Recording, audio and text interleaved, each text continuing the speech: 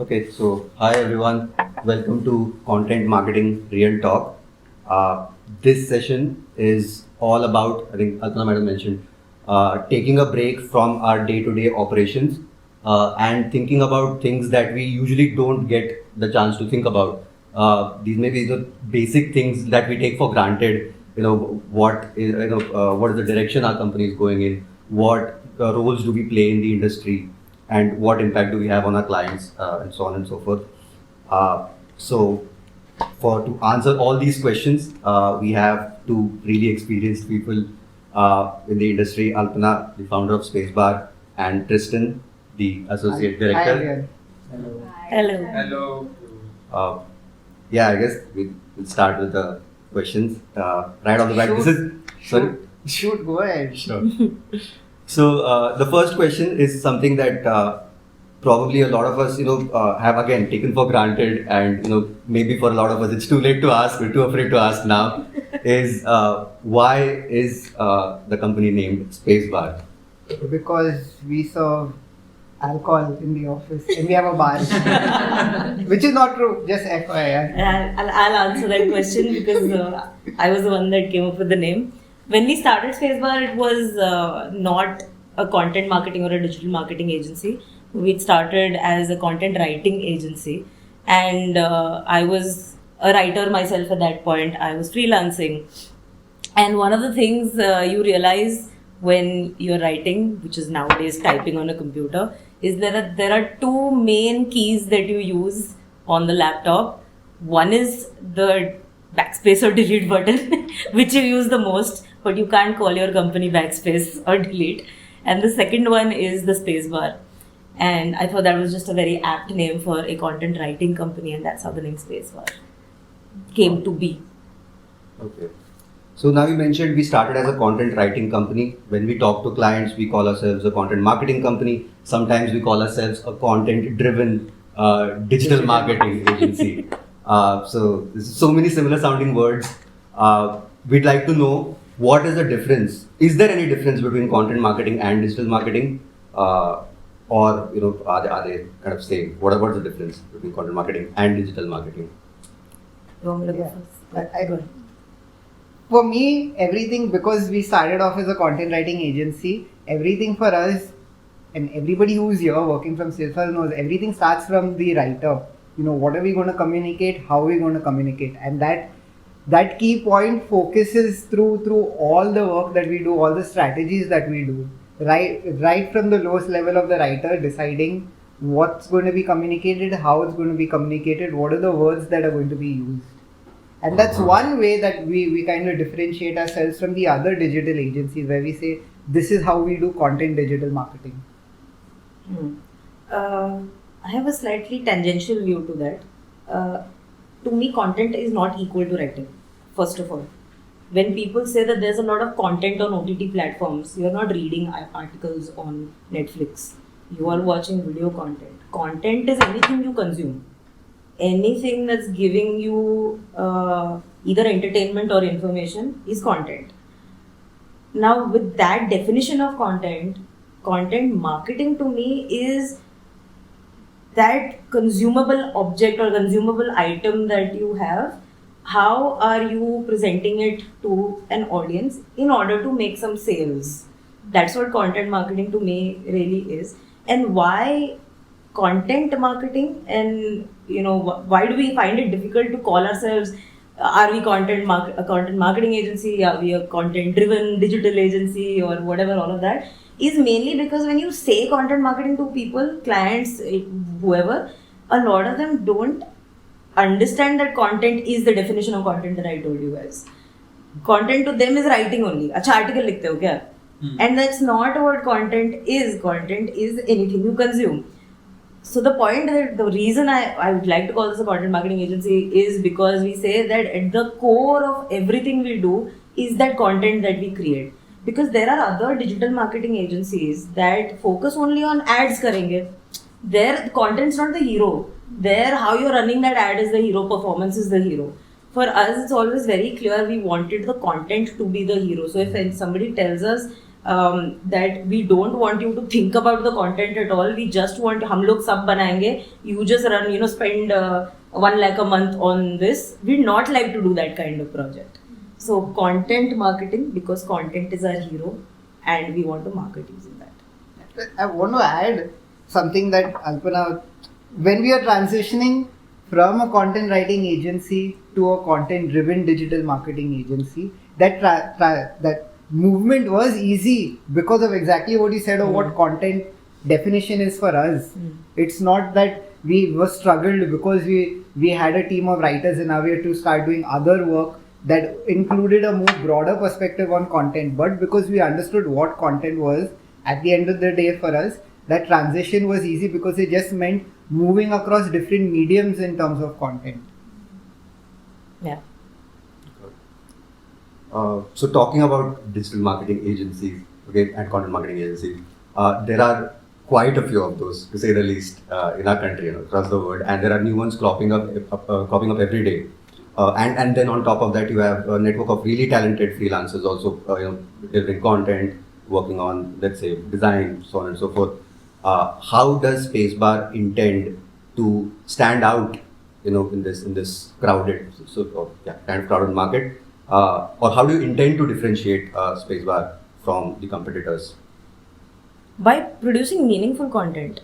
I think I've been talking about these few words for the last 2-3 years now. Meaningful content, mindful marketing, not creating stuff for the sake of creating stuff, not creating stuff to create noise on digital platforms, actually creating stuff that has a purpose or a vision or a goal in mind. What this looks for from a client's perspective is somebody that they can come to with a problem and then we solve it using content marketing.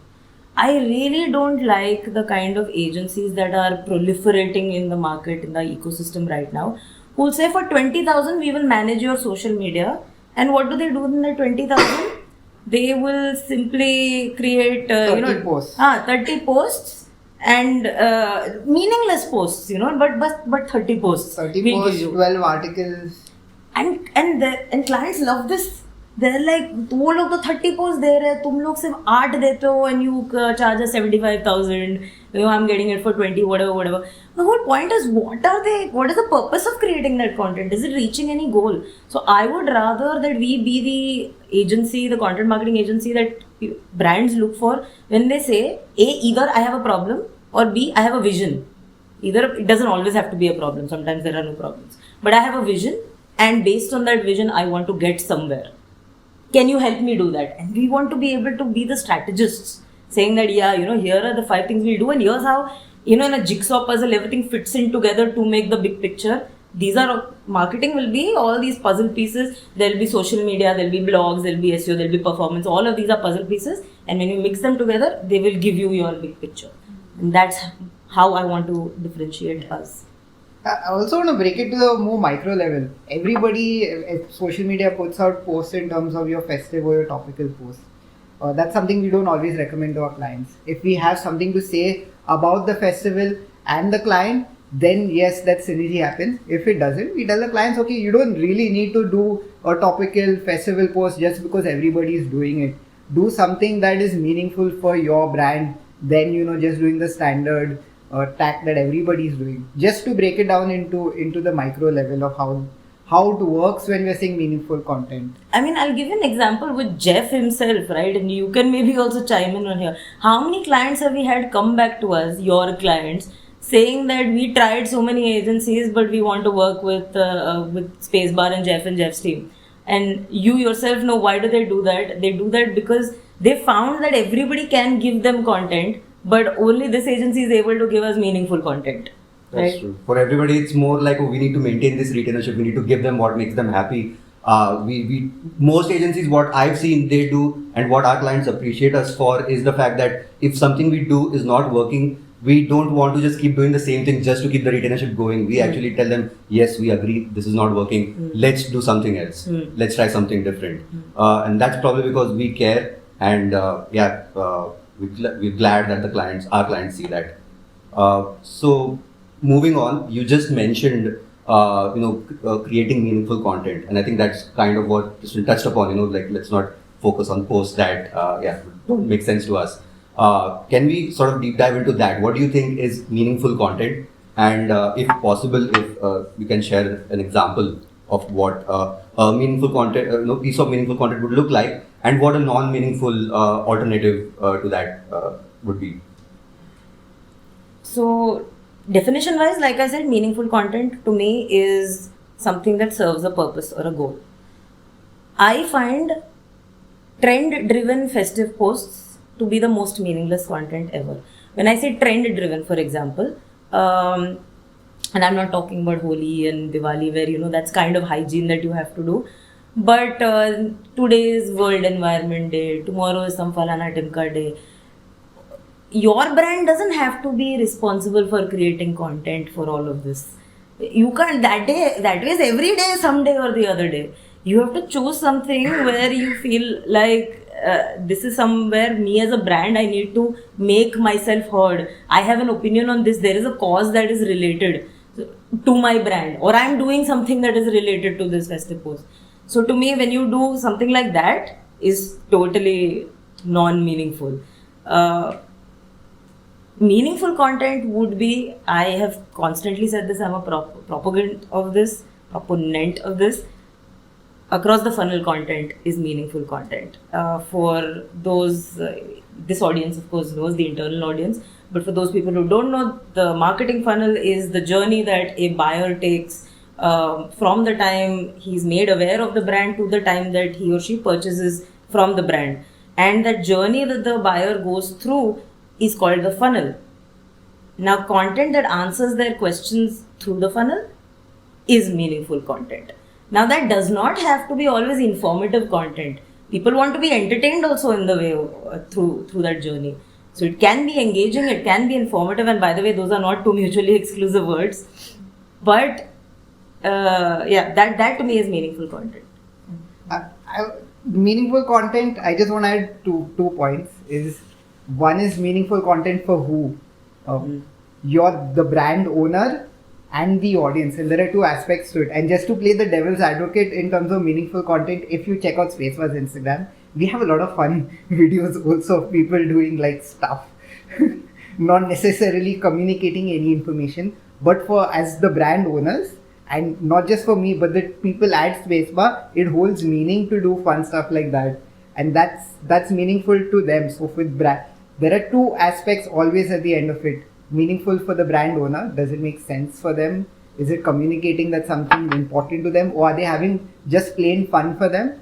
And of course, the audience also, is it giving information, is it giving value to them and building some meaning to their lives? Yeah, I would say fun content is as the brand owner of Spacebar, like both of us also have agreed on this, that Instagram is a platform, for example, that a lot of our future employees will be using.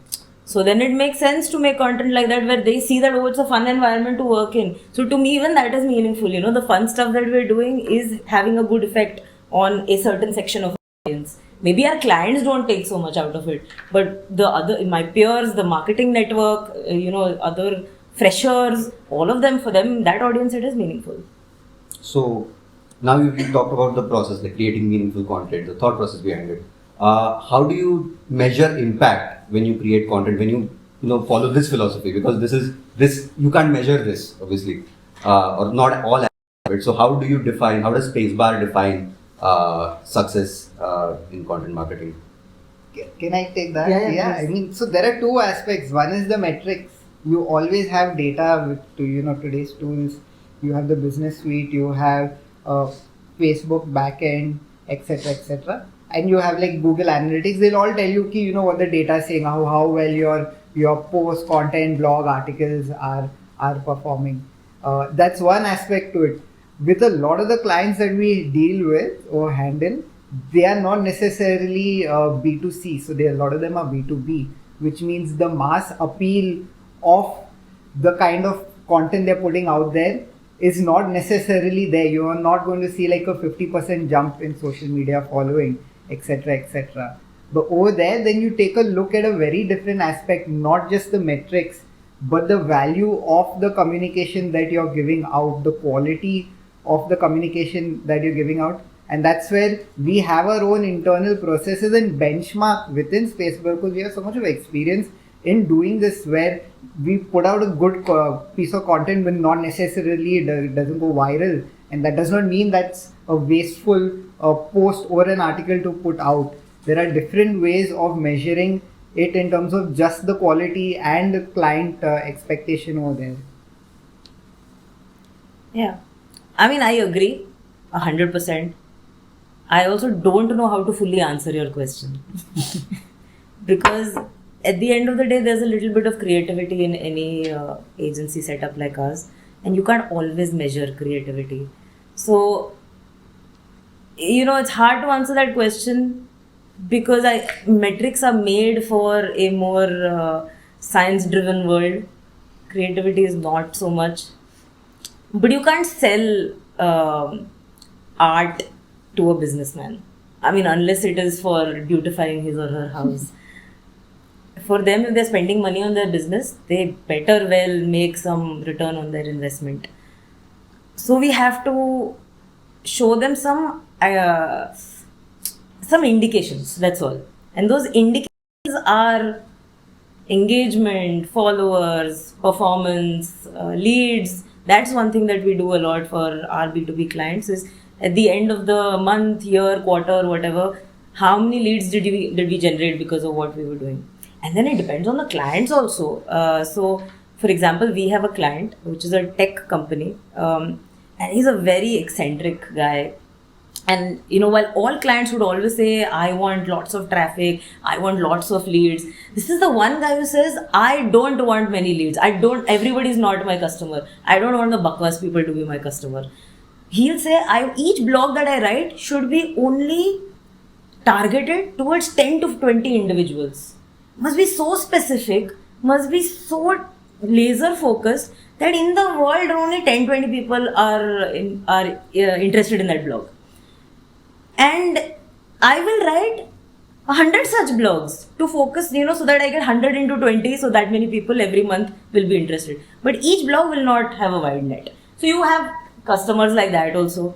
So then you have to focus on delivering to them what they want. But then you also have other people who say, no, make it more generic.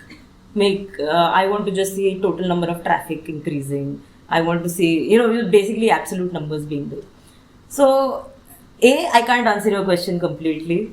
B, we have some indicative metrics like engagement, followers, traffic, performance, etc. and leads.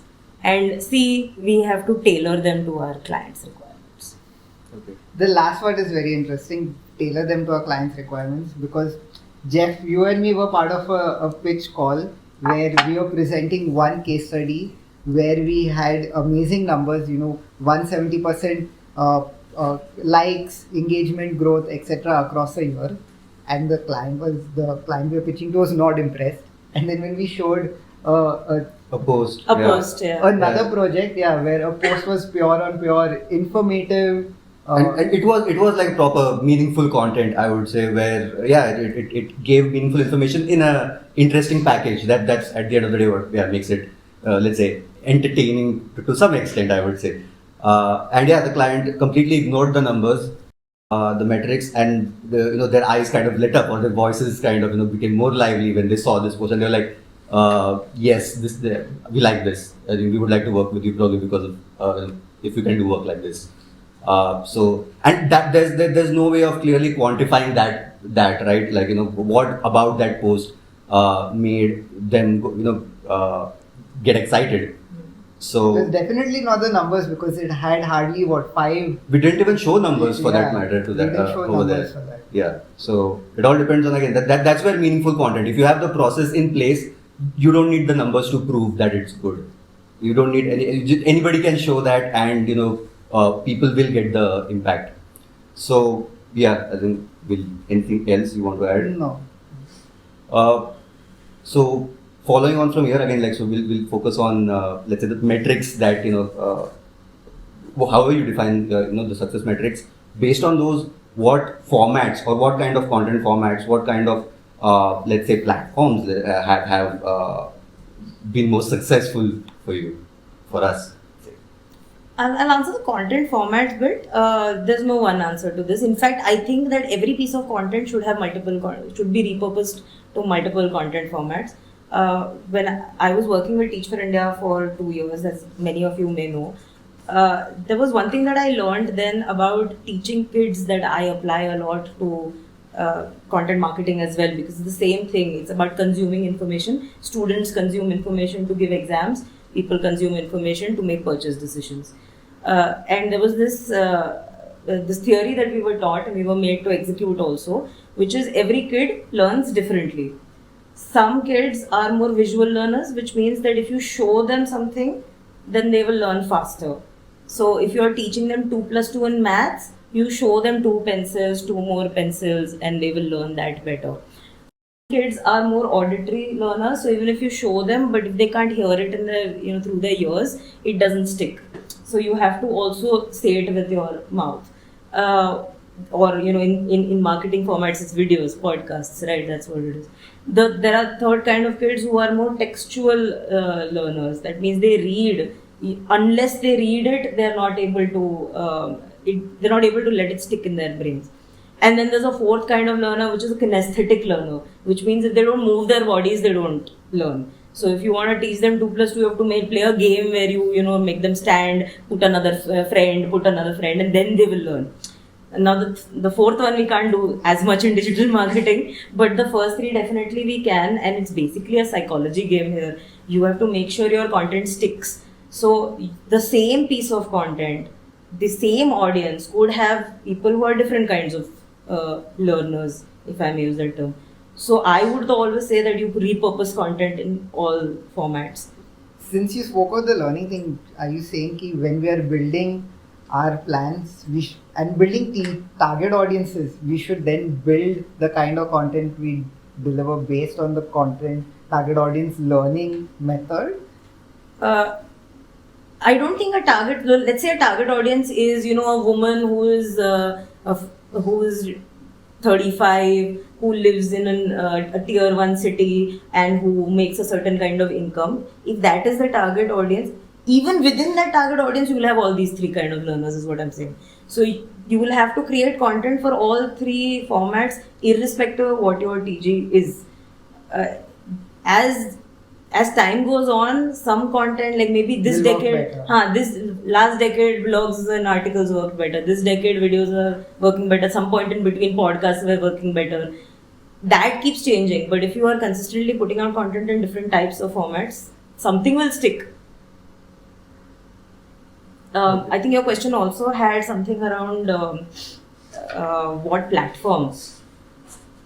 For our audience, which is mainly B2B, we found LinkedIn really good from an information point of view, but unfortunately B2B organizations don't realize that Instagram is also very good for them. They don't see the advantage Instagram gives them in creating the network of employees, in creating the network of just fun content. I mean, I don't know if you guys have seen, but the UN has an Instagram page which is so fun. Okay, the UN, the most serious organization. Even the European Parliament has like a really cool. When they had elections like couple of months, they were continuously posting reels on informative videos on how to vote, how to put out stuff, which generally you think would not work on Instagram, but it actually does very well. Yeah, and they do fun stuff. I've seen them doing trends and all of that also. So the whole point is you just have to be open. Brands kind of, I feel sometimes we have to save our customers from themselves because they have, I mean, it's not their fault. They're not marketing experts, but they're also very hesitant. And I think sometimes they should be able to just open their minds. And it's our job to convince them to open their minds. So sometimes I think when we are speaking with our customers, you say it once, maybe they won't agree. You say it twice. If you keep putting it in, doing inception in their heads, then at some point they will think that, okay, maybe I've heard this enough number of times, let's give it a try.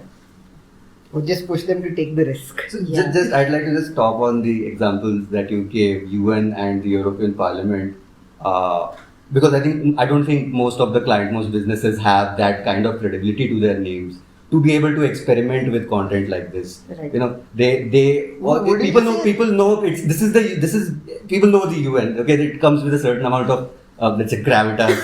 So obviously they can experiment with these kind of posts. But But do that you argument think? works Do you exactly think? opposite Okay. also. Yes, yes. Just because they don't have that following, okay, they are not like a 1 million followers that the clients have as a business. They have a smaller audience, so they can also experiment. Nobody's going to jump on them and say that you've been putting too much of fun content out. Yeah. Let me continue my question. There's a UN for whom, let's say, they already have this, let's say, gravitas associated with them, they can try out this content, what we said. But on top of that, like, let's say if it's a small other business, let's say a company in, I don't know, auto equipment, component manufacturer, let's say. Do you think their Insta page can be made more fun, or do you think like Yes, there is a line? Do you think there is a line where No, we need yes, to I draw? think it can be made fun. I don't see the downside. The only downside is in them feeling embarrassed that it might not work out. But then you'll never try something new if that is the reason you're not doing something. And we've had these conversations with some clients. And what if it doesn't work out? So then what? That's what the question you're going to ask. Okay, if it doesn't work out, then what? How bad can it be? What's really going to happen? And that's where what Tristan said comes in. Then 100 people who are following you on Instagram will be unhappy. Okay, is that so bad? Okay, you're talking about from the audience perspective. What if I'm that company is paying an agency to do work, Right. And so then would they like, okay, this is the amount of money I give you, this is the amount of resources you have. Right. Would you rather than put 50% of the money or 50% of the effort on making something fun, interesting, or would you invest it in something else? Yeah. So of course, if you have to put a sizable amount of money into it, then it's a very hard decision for an organization to take. But from our experience, the fun content actually is the low effort, low impact work. Yes. So it doesn't take a lot of time to create something like that. Most of the times, I think the team here will themselves know whenever you're creating the fun content, it takes 10 minutes, 15 minutes to make. So maybe we should be telling our clients that you know what, we're not going to stop focusing on the other work because of this. But yes, of course, if we say that no, we'll do fun content and now you have to pay us 50,000 more per month, then why would they pay? They wouldn't. But I also want to add, like, we're talking fun content, but it's all about a balance, because a lot of what we do for especially the young clients that we have is brand building for them, and we are really good at finding a balance key, how much of fun content, how much of informational content, how much of brand building posts, to create your brand position in a market where people aren't aware about you. Yeah, and what is this thing about Instagram's only fun? Actually, show of hands over here. How many people have learned something from Instagram ever? Everybody. So Instagram is not just for memes. I mean, you are learning things on Instagram. You can post informative things on Instagram. And watch cat videos. And watch cat videos. I mean, it's literally the same platform where you can do both. So if we can also make our clients' Instagram like that, where you have a mix of fun and informative, then it works. So that ends the first round of questions. I'd like to open up the floor to everybody here. If you have any questions regarding Spacebar, like what our organization is about, what our approach is, anything based on what you've heard until now, you can go ahead and ask. So Alpana, when you said you don't like when people create posts like this day, that day, I say the World Environment Day, and there are some clients, when take an example, if it's an yarn manufacturing company and they make sustainable products. So because we use that sometimes ki ye day hai, and it is very specific for them to say ki we use sustainable things. So that time should we use the post वैसे वाले वो time पे वो post बनाना चाहिए? Yes, absolutely. I think that is a meaningful post because they are a sustainable. I mean, they're contributing. They are, yeah. They do claim to have yarns that are sustainably produced. So then it makes sense. But somebody who has nothing to do with sustainability putting a post on World Environment Day just because trend mein hai, that is not meaningful according to me. And I had a question to Tristan also. So when he said festival post, and there I have seen a lot of brands creating post like a wish post, which is an easy post, but it doesn't serve to any audience. At least we are wishing it just. If it is just a wish post, what are your takes on it? Should we? If it's relevant for the brand, so then definitely do it. For example, we have a water park client, okay, and they are very B2C. अगर there is Diwali ongoing or Holi ongoing and audience का mood is in that zone, it makes sense to synergize with their emotions over there in jumping in and saying कि okay, we are wishing everybody happy Holi. But if you aren't doing anything for that specific festival, then probably you'd want to consider whether you'd want to do a post around that or whether you want to focus on something that matters to you and your audience more. I saw this meme sometime back that said, "Oh, my favorite brand didn't wish me on Diwali," said no person ever. Basically, it doesn't affect anybody whether you do or don't. Fine, it's hygiene. Some people want to send it to their clients also, and that's also part of marketing. At the end of the day, it's a relationship building. So it's fine, but I want to be clear that is the, what they call bottom of the barrel. When all the food is over and you're scraping all the, the stuff that's unimportant, that's what these kind of posts are. So I have a question as well, building on the same thing. Why is it that especially in the B2B line, brands and people behind the brands are hesitant to bring in their service or their product in terms of festive showcases, festive posts and festive ideas? Like even when it comes to our clients, quite a few of them want to play it safe and want to just have a generic wish, as Rodney also mentioned. What is it that causes the hesitation, let's not bring in our service over here? Because a lot of B2C brands and a lot of award-winning ads are the ones that have very smartly, very creatively brought in their product, utilized that in their ad, something minimal, something creative, something that even takes a person 2 minutes to get, but that is what stays with that person. Why do they hesitate to do that? You want to answer that?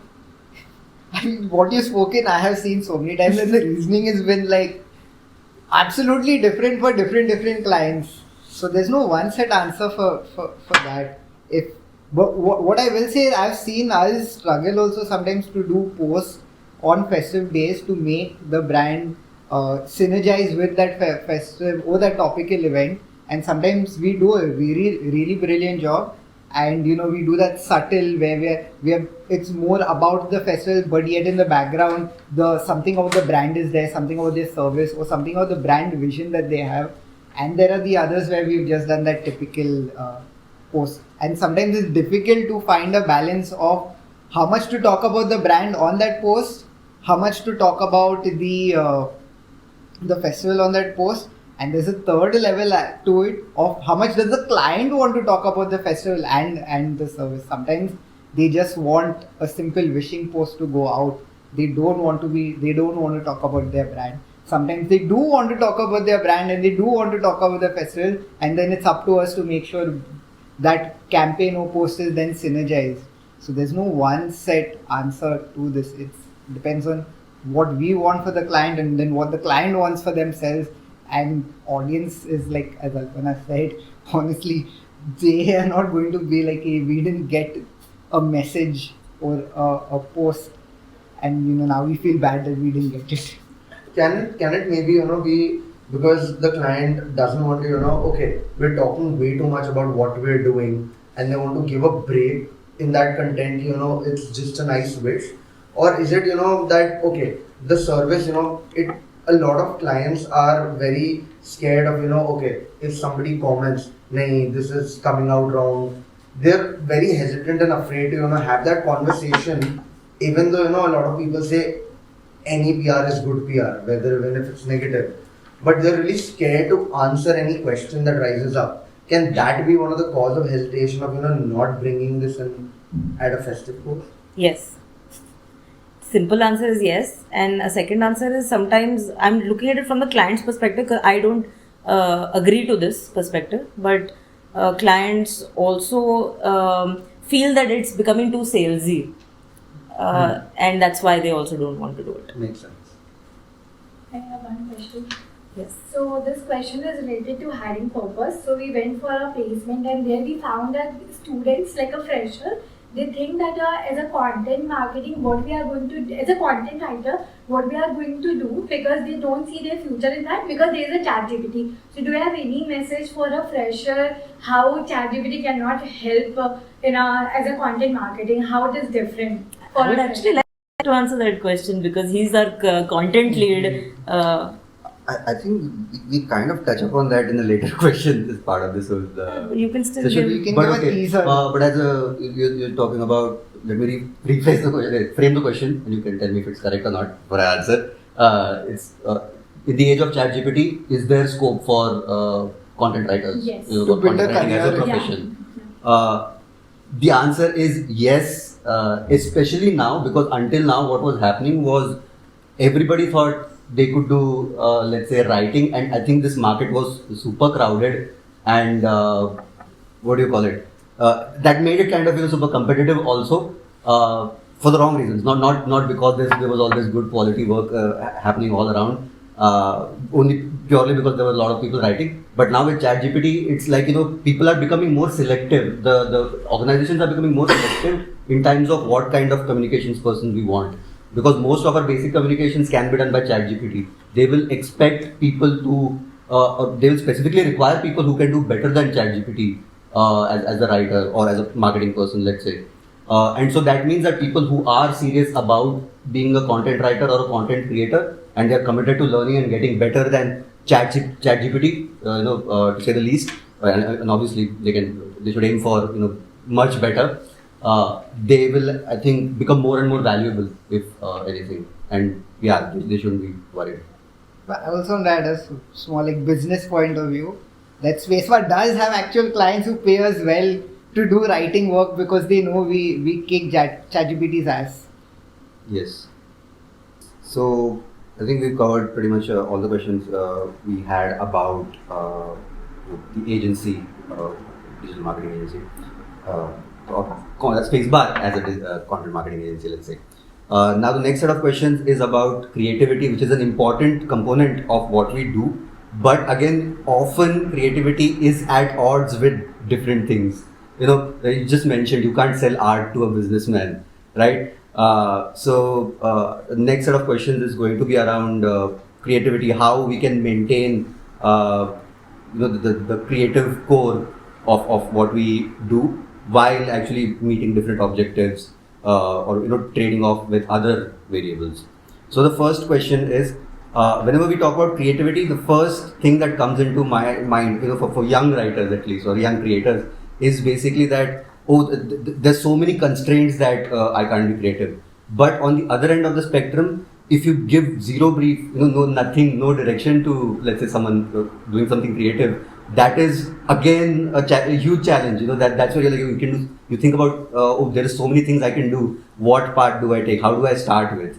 So there's this, there are two kinds of obstacles. One is too many constraints, and one there is zero constraints. Which is a more difficult problem to solve, which is a harder problem to overcome in creative work, in doing creative work? I think too many constraints is a problem. Because you asked which is a bigger problem. Yeah. They are both problems. Too many constraints is a bigger problem because on the one hand, you want to do something unique. To do something unique, you have to kind of push the boundaries a little bit.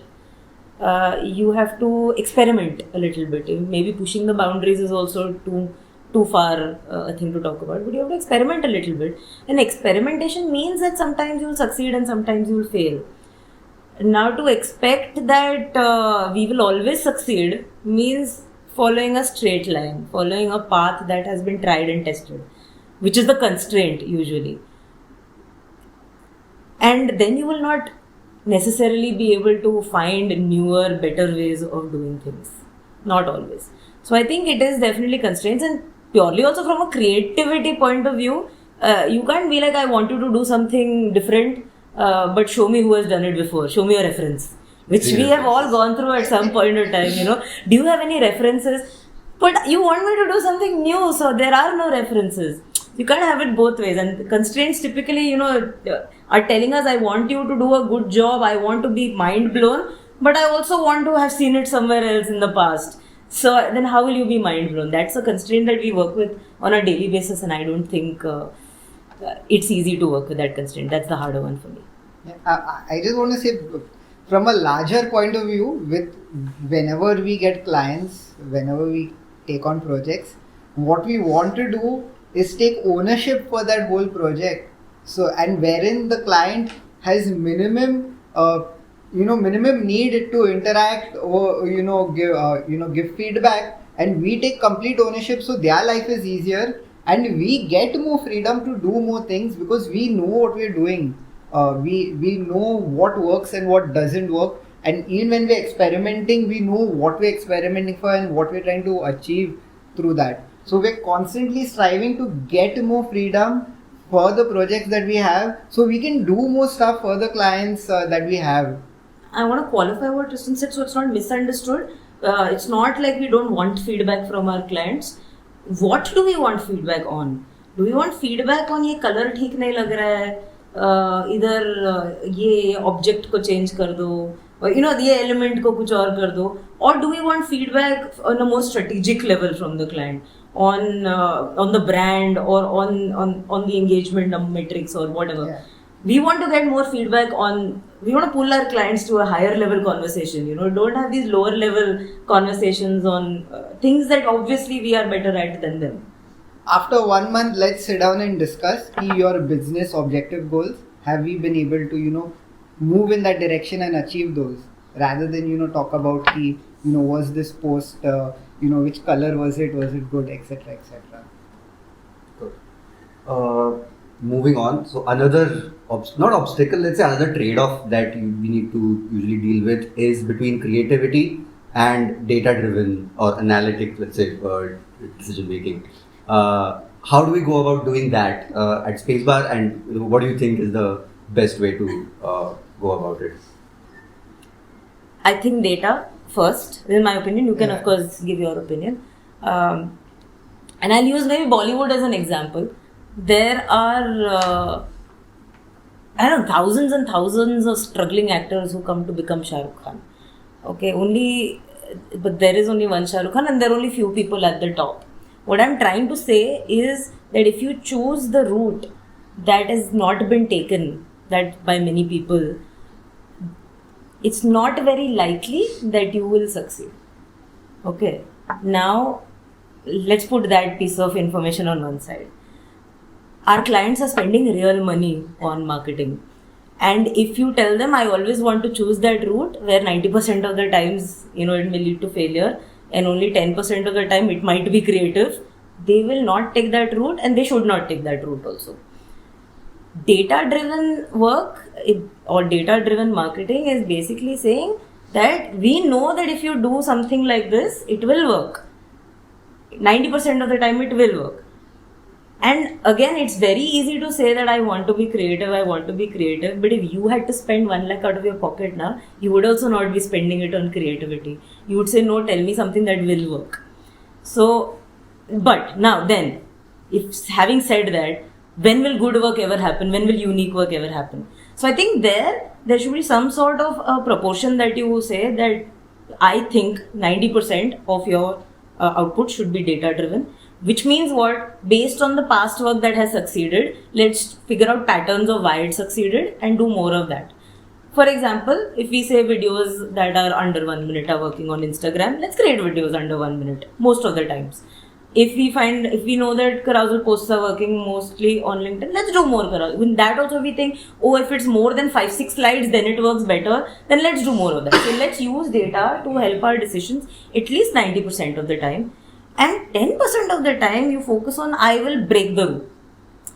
The thing here also is, I want to say that breaking the rule requires you to know the rule also. And I use this example a lot, which is of jazz music, that basically you can't play jazz if you haven't learned to play music first. Proper, technically learning music. You can't just play shit and say this is jazz. But jazz does not follow the rules of traditional music. So first you have to know the rules, then you have to break them. Only then will you really be able to do a good job. And to learn the rules, first follow data-driven marketing and use a little bit of your time to do something out of the way. And then if 10% of the work is, unpredictable, then it's okay. What Alpana said, find a balance. With the team and me are constantly having fights, not constantly, but constantly having debates on, certain campaigns or posts of, iska objective kya hai, is it going to give us the number that we're looking for in terms of clicks or traffic? And there have been times when I have been stopped cold where the team just tell me we want to experiment, we want to do something creative, and we don't want to think about the metrics part. We want to see how well it does on its own. And when you have that objective in mind, then yes, definitely, be more creative. Now, we've spoken about again meeting objectives, achieving success for our clients. I'd like to ask you about a couple of instances where we've worked on content campaigns that have actually created some sort of impact for the client. Yeah. Okay. Yeah. I mean, I can give one example where we had a upcoming brand, which was, they are an app, and in that app you can read comics, but not just any comics. You can read comics where you can learn about interesting stuff happening in the world. History, food, geography, politics, etc., etc. They've created a fantastic application, but they had zero idea on how to get users online, and we built them a strategy, etc., etc., and we ran campaigns across Meta ads, that's Instagram and Facebook, and we ran ads across Google Ads and Google Network, the Google Network, which is display, YouTube, etc., etc. And we spent, just to throw in some numbers, we spent approximately 1,38,000, and we got about 6,000 new users on that application. And from an ROI point of view, that's bang for buck. That's from a cost per conversion, it's very cheap for that client, and they were really happy. And we did this across multiple locations, also targeting India, US, Indonesia, etc., etc. And over there, our work was guiding the client in terms of what communication needs to be, needs to go out there, creating that communication, and actually executing and optimizing that campaign. So just to talk about some success over there. Yeah, I'll also talk about one very specific client. Actually, there are a couple of clients we've done this for, but there's this very specific client for whom we wrote a lot of blogs for SEO, and that helped them directly get leads. And to me, that is the true test of whether content is working for you or not. And this was without running ads, right? So one is, of course, you run ads and then you have pure numbers that you can throw. But even when you don't have pure numbers, how many leads or inquiries is your website generating because of all the blogs that you have written is important. And just FYI, the Indian audience may not be reading as much, but time and time again, all our international projects that we are doing teach us that long form content is still the hero in developed countries. Because for some reason people over there read more, and not just read more, read long. So I have had a client telling me that I don't want anything lesser than 2,000 words, because then my clients think I'm not thoroughly researched enough on my topic. So content being the hero there. Reminds me of another project that we worked on. Again, might be the same client. But yeah, for whom we created a lot of SEO content, pure SEO content for ranking for a lot of different keywords, and in most places, in a lot of instances where we are researching now for some other clients on a certain topic that is related to, let's say, our clients, the initial clients' products, they rank on the first page always above bigger name, more better known companies. I think that is another indicator of content actually helping them gain more visibility. So moving on, we've spoken a lot about let's say content created by us, like creativity, raw creativity. There's also, let's say user-generated content. That's an important part of marketing now. Starting from word of mouth to reviews, testimonials, all of that. Much more than that. What role does that play in our, Spacebar's content marketing strategies? What do we do? What are the different ways where we leverage user-generated content, and what are the ways where we increase the chances of getting more user-generated content? So if you can, yeah. User-generated content for me comes under low effort, high impact kind of work, where once you convince your clients or your customers to start putting up stuff for you, then the way you can leverage it to build your brand and credibility is really amazing. And of course, there are tons of ways to do that. What we are doing currently for some of our clients is stuff like we put testimonials out, or we put a review that our client has given them. I think we can do much more even in the B2B space, because we are primarily a B2B serving agency. And we have started to pitch to clients now stuff like having panel discussions with their clients, discussions like this where one of the members is from their client, Q&A sessions with them, fireside chats with them. So we are now starting to leverage it even more with our B2B clients.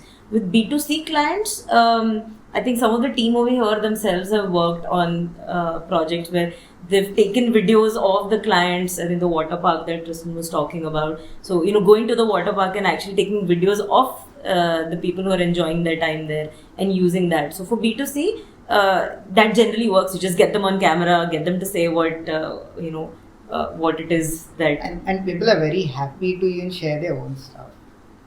So Yeah.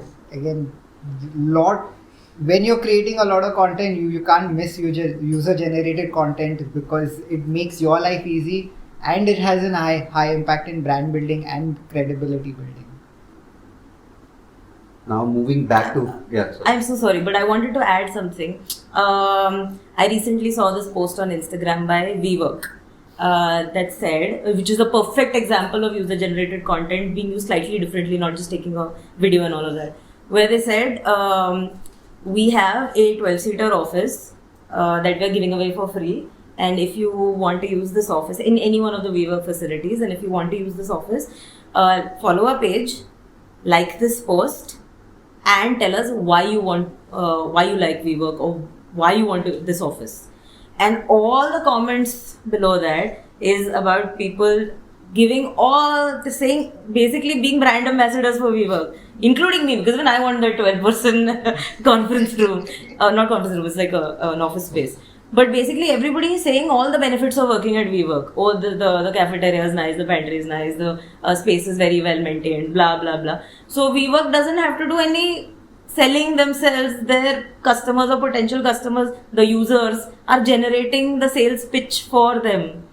Perfect example of best people to create content. Best people to create content. Yeah. Are we getting that free? I hope so. I have my fingers crossed. Yeah, let's hope we get that. Overall, Any WeWork. Interesting. Okay, so moving on. Again, we'll get back to creativity. Again, another thing that's at odds with creativity is, let's say, the algorithm. Whether it is the search engine, which is Google, Bing, the others, or it is the algorithm of the social media platforms, be it LinkedIn, Facebook, Twitter, X. How do you balance, being creatively successful by also succeeding on these platforms? Sometimes you do it for creativity, sometimes you do it for the algorithm. It's like the same data-driven versus creative question, honestly. The data-driven part is kind of, influenced by the algorithm. I don't know what I'll say that every time we look at data looking for a pattern, of what to build, there are patterns and sometimes there are no patterns. I'll give an example of, there is this one article that has been written for Spacebar blogs. No, don't say it. Don't say it. But there's one article that's written for Spacebar, and I'm going to say it, which was written 10 years back, and it's a service which we don't even offer anymore. and it's honestly it's around a keyword which does not have a high search volume. It's around how to do TV synopsis writing, and for the life of me, we have put zero effort except write that article, and that's where the algorithm magic or algorithm gods have decided that this is the article that is going to consistently month on month drive traffic to our site, and the effort that we are taking for other articles where we actually want to get ranked, वो तो ongoing है. We're still like working on it, climbing up the Google ladder. And when it comes to algorithms, you read up a lot, you do a lot of research, you do the A to Z's, and even then sometimes it's just up to the algorithm gods to decide whether your content is worthy or not. One thing you can't stop doing is you continue to put effort. Just because you're not getting results, do not stop putting effort because the algorithm's not working for you. But isn't that kind of going against, focusing 90% on the data? Basically, if the algorithm's not working for you, it means the data is against you.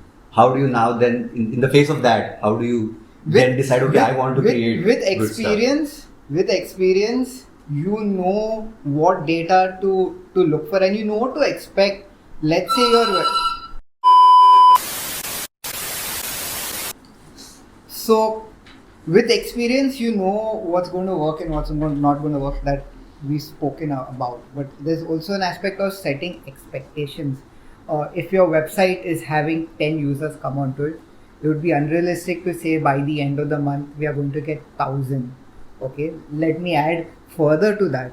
If your audience base is of a keyword of, let's say, content writing, this is just a pure example. Let's say your audience, the keyword you're targeting is content writing, and you're having only 10 search volumes per month of that keyword.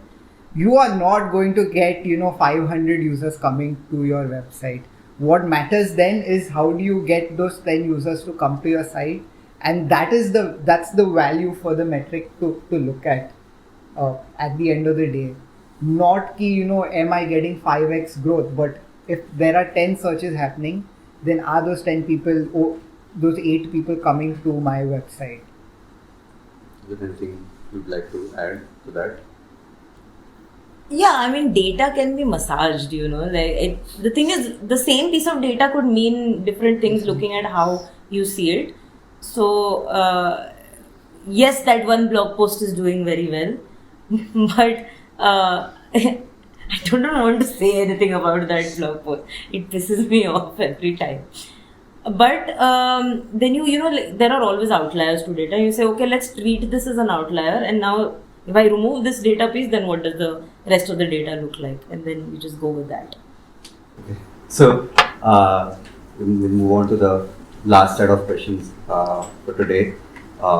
Let's look at the future now. Where do you see the industry, let's say content marketing as an industry going? What are the trends you're anticipating in the coming years? And how do you see Spacebar adapting to those trends? Or how is Spacebar preparing for those trends? One is, let me touch upon AI right now, that the usage of generative AI is going to increase and get better, get more mature. In terms of, therefore, the teams that are required to serve clients, the team skill sets will have to change a lot. I don't think we can anymore be teams that believe we are creative and just do the job. Instead, you will have to constantly update yourself, constantly upskill yourself. In fact, once upon a time, let's say in all our fathers and grandfathers' generation, mothers and grandmothers' generation as well, they could do one job their entire life and get promoted and do well. That's not going to happen, definitely not in marketing, especially where there is generative AI. So there's that trend. There's also the trend of, again, I don't know how many people here know about what's happening in the world around privacy, but we are at an age of cookieless marketing right now, which means that websites like, brands like Google and Meta can't put cookies on a website and give you data based on that. Let me explain what that means. What that means is, today when you run an ad on Meta, you can say that, Meta is a bad example. Let me use Google. If you run an ad on Google, you can say that I want to kind of, deal with these demographics. I want to show my ad to somebody who's so and so age, so and so gender, blah blah blah. And how does Google know all of this data? Google knows because Google's reading people's information from somewhere, from Chrome, from the websites that they've visited. Now, how Google does this is using a technology called a cookie. And as of last year, EU has told, the European Union has told Google that they can't do that. This is private information. Which means now somewhere this year, it's beginning that we no longer will have third-party cookie information. Third party meaning we are one party, the website's one party, now Google's a third party, and Google's giving us this information from that website. So this is called third-party cookies. Not going to be allowed anymore. Which means that now the website itself will have to store user information, and there's a whole lot of, I won't get into the details of it. What it means is that we will not be able to target users the same way we've been targeting them today. How this will play out, I don't really know in detail yet, but it will change the way we do performance marketing. We'll have to really start rethinking, even for our own, let's say, Spacebar's website. We don't collect any data around the people who visit our website. Very soon that will start biting us in the back, because we will not be able to remarket to those people. So these are the kind of things that I think we need to start thinking about as well. So one is on the creative side with Gen AI, and one is on the performance side with a cookieless world.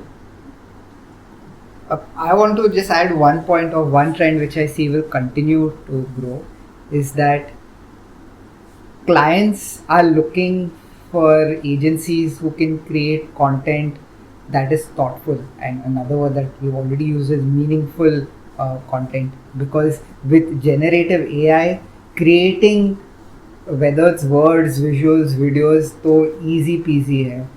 So how do you then move from the base level of we can put out random pictures as a post to creating actual value for the client and audience, is something that every individual needs to think. You may be a good graphic designer, good copywriter, good content writer, you can write absolutely beautiful words and design the best designs, but what is your thought behind that? That's going to differentiate you between you as an individual, creative individual, and a generative AI tool that's out there. Now let's talk about the future. Future of this is a question we got from either people who have had some experience in content marketing or are just starting out in content marketing. What does career progression look like for a content marketer? What does their future look like if they continue in this field? From role, the task that they are given, from the perspective of the duties, from the perspective of the expertise, the skills they have to pick up to get to the next level, and what is that next level? So if you can give us more clarity on that. I had somebody ask me this question on LinkedIn last week itself. A very interesting lady who is pretty senior, about 8 or 9 years of experience, and is literally stuck. And she said, where do I go from here? Because there is Gen AI taking away a lot of the execution work, and I'm not growing. So I'll tell you what I told her, which is just zoom out. First of all, in any industry, there are two ways of growing. One is you either go in depth in one field and become a specialist, a real know-it-all in that field. And the second is where you start zooming out and becoming a generalist, where you start saying, I'm good at this, now let me tie this with something else that is associated. Let me tie this with a third. Let me manage people who can do the job well. the first option of going in deep and specializing to me is not something that will work in the marketing field, because this typically works in very technical engineering kind of setups where it's hard to do it. In marketing, it's very easy to upskill and become good at your job, or keep practicing and getting good at your job. But in very, like, you can't be to be a rocket scientist is harder. There, when you go in depth, and then you'll be the only person who is that deep in that knowledge. So in more technical fields, it's easier to go in deep. Also, there are fewer people when you go in deep. In marketing, if you notice around you itself, who are the kind of people that come into marketing? Everybody. What does that tell you? It means that it's an easy field to get to. When it's an easy field to get to, then the job has to be zooming out and being the person who's able to tie everything together. So growth in the content marketing industry, to me, whether you are a writer, designer, performance, ad, whatever kind of marketer, your job has to be learning how to. I'll go back to the first thing I said is when a client comes to you with a problem or a vision, how do I create that solution for that client? By using my writing skills, by using my graphic skills, by using my performance skills, but not just knowing about my skills, by knowing how, if I am a graphics person, how does the writer skill tie into my skill, how does the ads guy's skill tie into my skill, and then together how can this create a solution for my client. In content marketing, I believe that is the only way to grow, because the competition is ridiculous. And you can go in deep and it will get you to a certain extent in, say, 9 to 10 years. I'm not talking about 1-2 year time frames. I'm talking about like a decade or more ka time frame. After a certain point, you'll hit a ceiling if all you're doing is just that function. So you need to understand how your function interacts with other functions and how that together creates a solution for a client or a brand. Can I take a question and actually shift it to another designation altogether, which is a very underrated one, which is digital or social media marketing, which is, you spoke about content writing or being a content marketer. Digital or social media marketing is also one of the most challenging fields, especially if you're joining the industry right now, because we have our own digital marketing team and there are certain expectations. There are many expectations actually. You have to be able to video record. You have to be able to do graphic design. You have to be able to video edit. You have to be able to go to a location and plan a shoot, and so on and so forth. And essentially, they are like a content creators, that are there online. And it's one of the most challenging tasks, because you're back in the day when you were just a social media marketer, you'd write the social media copy, designer ko de diya, and then ho gaya. But abhi there are so many tools that have made skill sets more accessible in terms of design and video editing and video shooting, that now they're expected to do so many things. Something, if you're a digital marketer, social media marketer, and you're doing all of this, something to keep in mind is while you're learning all of these skills, okay, of how to execute, start thinking further beyond that in terms of what are you building for your client. And that's something that will help grow your career, 5, 6, 10 years later. Not the execution bit, after 10 years, nobody's going to be like, how good do you edit a video on your phone? Rather, they'll be asking you, what's the bigger picture you can build for my brand? I want to actually add to that. Look at the trajectory of time. 10 years back, to be a designer, you needed to know either Adobe or CorelDRAW or one of those two things. Learning those tools itself was hard, so very few people were designers. Then came Canva, disrupted the industry. Now every Tom, Dick and Harry can create at least a basic design, got easier. Then came AI, disrupted Canva also, made it anybody who can just imagine a scene can write it on AI and create a vision. All of this has happened in 8 years, 7 years? Now imagine the next 7 years. It's going to get even easier to create, to execute. So execution, just to add to him, is not going to cut it anymore. Execution, it's like a factory worker. There was a time where factory workers were important. Like England was built on the Industrial Revolution because factory workers were working. And And then what happened? Most developed countries now have robotic arms doing the work, except maybe like only where there are large populations like India and China. Everywhere else in the world, it's everything's happening automatically or in an automated fashion. Factory workers are no longer have as many jobs as they used to. We are the factory workers of the future. This is not. I don't want to paint a bleak picture, but all I'm saying is, whenever change happens in due to automation, it starts with the lowest skilled that has happened in the world now, which is the labor force. The next now job is the educated execution people. Then maybe when AI takes over the world, even thinking will be done by them. But it's kind of progressing in that way. So right now, to be one up, you need to think about how am I going to think what to execute rather than what to execute. So start building that skill now. Are you saying that to play the devil's advocate here, people who are starting out with their careers should not focus on how well they execute and immediately jump to Not at all. the big picture? Not at all. That's a really good question. No, I'm not saying that. I think if you don't start off your career executing, then you don't learn the fundamentals which make you good at what you are. In order to be better than automation, you have to first be at the same level as automation.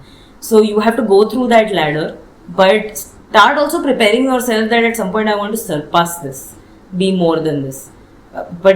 No shortcuts. Shortcuts won't get you to be a good at your job. Execute well with the eye on the bigger picture. Yes. The bigger picture, yes. Now, what advice would you give to somebody just starting out in their content marketing career? And an add-on to that, what advice would you give to someone who's on the fence about starting a career in content marketing? Make sure you want to be a content writer, and the one way to make sure you want to be a good content writer is ask yourself, do you like researching? Marketer, I'm talking about Marketer. So includes everybody, Yeah. including social media marketing.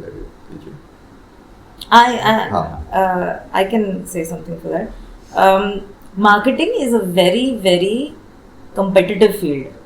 And when I mean competitive, I mean that every fresher getting out of college or every professional, irrespective of whether you're fresher or not, has a lot of other marketers to compete with for jobs to build your career, or even as a freelancer. You throw a stone and there'll be 100 people around you who are doing the same job as you are doing. So it's competitive. Because it's competitive, you have to try and be the best in whatever you do. That means at the starting of your career, at least the first 6-7 years, putting in more effort than think of it as an investment. At the start you put in more effort, at the end you will have, later on you will have an easier professional life to lead. Right now, do the hard work. I hear a lot amongst young professionals about having balance. While I agree it's important to have balance, I think then you have to. The thing is, people who talk about balance, who began this conversation about work-life balance, for people who had responsibilities in life. People who have families, kids, parents to take care of, where they have to actually juggle a lot of things in their personal lives. You're at a good age. Young people don't have those responsibilities. So you don't need that balance now. Or you're misunderstanding that word balance. That balance comes when you actually have a lot to take care of in your personal life. So at this point, what you need to do is spend all that extra time that you feel you are chilling or doom scrolling, all that extra time in skilling yourself. I'm not saying you have to always put in the hours at work, but put in the hours at the skill that you want to be good at by doing something or the other. I always say, one of the sessions we had today is create, don't hate. I don't know if you know where that hashtag comes from. It comes from a place that when you are always consuming content, you are always complaining about things. Most comments on any feed are hate-driven comments, and those comments come by people who are mostly scrolling and have nothing else better to do, and then they're just saying, oh, iska kapde kitna kharab hai, iska ye kitna whatever, or oh, they could have done this better. Hate comes from pure consumption. When you actually would try to do it yourself, then you will realize how difficult it is. And the hashtag create don't hate comes from there, that you create, stop hating. And the whole objective is that instead of consuming, can you use that time in creating something yourself? So, my final question: what makes you excited about the future of content marketing, about Spacebar going forward, and yeah, how do you? What plans do you have for the next immediate future, if any? I'll say first and then Yeah, I'll go let you ahead. go. I want Spacebar to create a niche in the B2B marketing space. I have a few reasons for this. First of all, B2C has a lot of players already in it. And all of these players are fighting to win the battle by creating noise, not quality content. And if we get into that battle arena, then we'll also have to create noise just to be heard. So I don't want to compete in that war zone. The B2B marketing space has a few advantages right now. It's good timing. First, it is just waking up to the fact that we also have to do marketing. Second, there is already a lot of lessons they can learn from B2C marketing.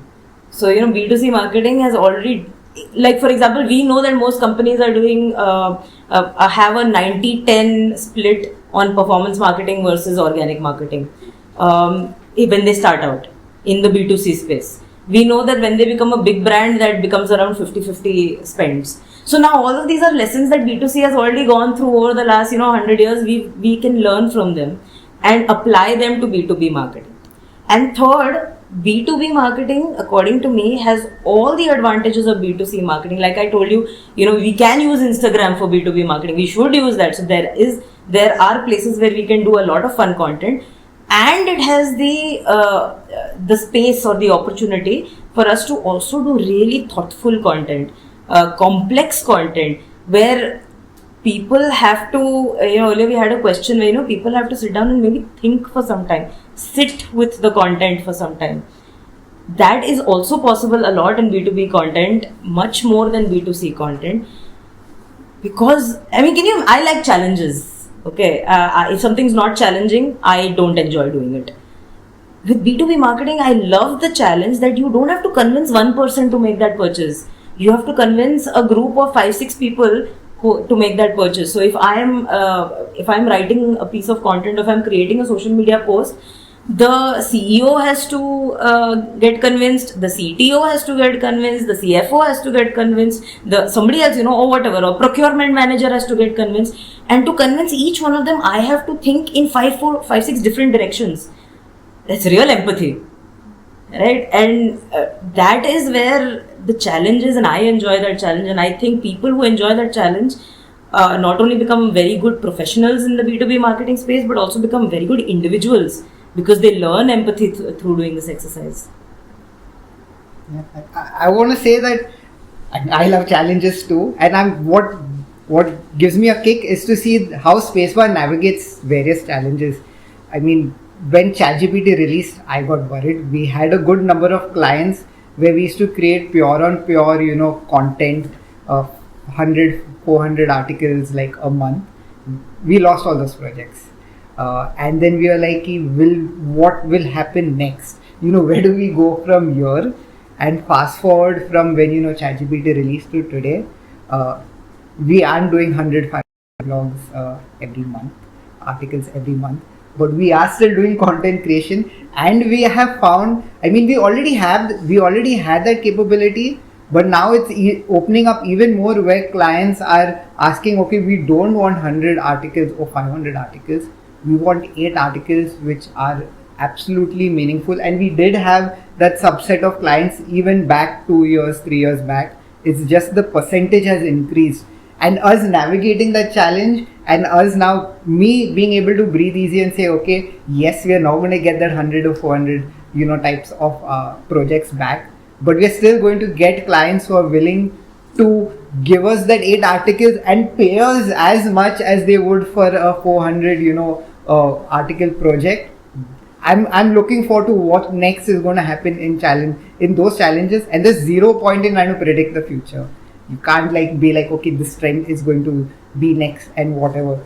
I'm looking forward to that. That's going to surprise me. 5 years later, I can't even imagine what are the challenges that are going to hit Spacebar and what are the challenges we're definitely going to overcome.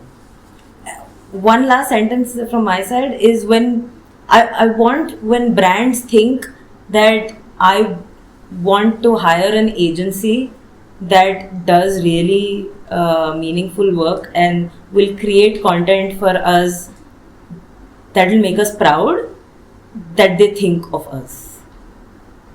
Either proud or reach a goal, fulfill a vision, solve a problem. If a client is thinking of which agency, and especially a B2B client is thinking of which agency they should come to, they should think of Spacebar. That's what I'm aiming for right now. And with that, we come to the conclusion of this session. We can actually go for a last round of questions based on everything you've heard today. Does anybody have anything? Yes. Yes. So since you mentioned about a big picture pitching to a client, but first from our end is something that we do R&D from our end, but when you go to the client, you do not get enough information from them. So what is how do you do it? Like you do your R&D, but you're not getting. It's their baby. They know it better than us. But if you're not getting enough information from them, what is the? I can tell you what I do. What you can only get from them is information about their company. But what you can get through your own research is about the industry. So before you go to a client, it's best if you can do as much research around the industry as possible, because that allows you to cut the questions that you ask them eventually. So instead of asking them 10 questions, you'll end up asking them 3 questions, because the first 7 questions you already found out from the industry reports. And also there's an experience game to this. You can do all the reading in the world, but if you're only reading for 1 year, there's only so much you'll learn. Year on year, all this information accumulates in your head, and then that is what experience is really, is having so much information that now you don't have to think about anything. You have some numbers or some data, some information or stories at your fingertips. So I would suggest consume a lot of business and industry related content. And when I say content, again, like I said at the beginning, I don't mean read any kind of content, but consume a lot of industry related content. Talk to people in the industry as much as you can about the industry. So if you're meeting somebody in facility management, talk to them about facility management. And not just your clients, even if you meet somebody else outside who is somewhat related to a facility infrastructure, something like that, just find out more about what they do, and in that process you'll get a lot of information. And if possible, what I do is I also look out for online sessions that I could join, even if it's not related to marketing. So this team, for example, went for a tech seminar, right? And we're not tech guys, but we went for the seminar because knowing about that industry will help us talk to tech clients in a more expert fashion. So sometimes you would want to just know more about what's around your client rather than your client itself, and then either you know more than your client in a lot of cases, or they are so impressed by you that they feel like they owe you more information, and they'll do a little bit of homework themselves and they'll give you more information. I also have a question. Okay, so as she mentioned, a lot of clients who are industry experts, who are very specific to one industry, and we necessarily don't know about that industry well enough for us to give them the content they require. It can really, you can still do research in a certain amount to be able to ask them for the right content, But for example, one of our previous clients, which was an architectural firm, they are artists like us.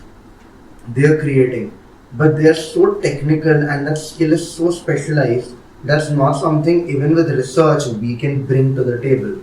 So in a case like this, how should one know, how much should each side participate into the into this exercise? How much are they required to give? Because a lot of times the clients that come to us for social media or for something like this is because they don't want to spend so much time and so much effort in their company to spend time doing this. They don't want to have a team in their company to work on this. But the things they want to showcase are so technically sound and so technically specific that is not our cup of tea to be able to get that, which would require spending more and more time and wasting more and more time trying to get that one thing right. I actually disagree with that because this client that you're talking about, I pitched to that client. And while we only worked for them for 1 month, the pitch worked because that's why we got the job, right? I know lesser than you about architecture. Okay, I'm not even a design person. So what I did not focus on the design aspect of architecture. What I focused on, and which is what we all need to do, is focus on the research of the industry. The industry of architects is about what I did, and when I pitched to them, is I found out what is the whenever you get a project, which is a building project, what is the process that a company, an architectural firm has to follow? What do they do from the day they get the project till the time the building is made? And I found out that there are very clear steps. It starts with looking at soil analysis, land, something else, and design is literally just one part of it. And then when you look at that entire thing, you tell them we can create content across all of this. And that's when the client also realizes that marketing is not just about that space, that that 3D look of the space of that building or whatever. Marketing is about talking about building management, is talking about water management in that building, is talking about how do you build a green building, what are the things you need to take into consideration for that, what are the laws of the land based on which how much FSI you can give. All of this is content and all of this is there on the internet, and you don't have to be amazing at any one of this, you just have to find out. So I think that what happens is we get fixed onto the parts that we don't know. But once we say that, okay, I don't know this part, but what is, that jigsaw puzzle, what piece is this and what are the rest of the puzzle pieces, we'll realize that we know also we know things that the client doesn't know and the client knows things that we don't know. And then together, that's why we can make a good team with the client. Any more questions? Okay, so then I think we can officially conclude. Thank you, everybody. Thank you. Thank you, Jeff. Cool. That's all we have for today. If you're an agency owner, employer, employee, or a business owner or a brand owner, and you have more questions for us, hit us up.